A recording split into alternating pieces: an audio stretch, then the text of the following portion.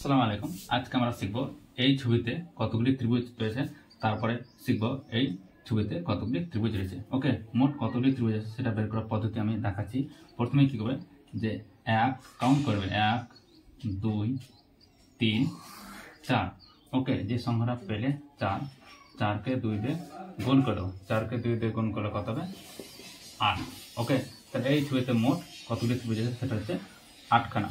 তারপর দেখো এই ছবিতে কতগুলো ত্রিভুজ আছে, এখানে কাউন্ট করো 1 2 3 4। ওকে, তাহলে 4কে 2 দিয়ে গুণ করলে কত হবে? 8। আবার এখানে কাউন্ট করো 1 2 3 4। তাহলে 4কে 2 দিয়ে কাউন্ট করো কত হবে?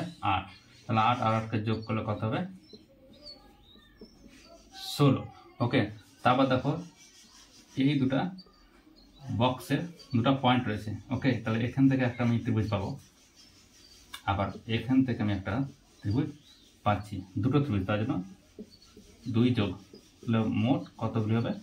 18টি। ওকে, পরে শিখবো এখানে দেখো 3টে লাইন আছে, প্রত্যেকটা লাইনে ওকে মোট 11 করতে হবে। তো নাম্বার বসিয়ে তো চলো শুরু করছি। প্রথমে দেখো এখানে 1 বসালাম, তারপর দেখো এখানে 2। ওকে, তারপর দেখো এখানে 3, তারপর এখানে দেখো 4, এখানে দেখো 5 6।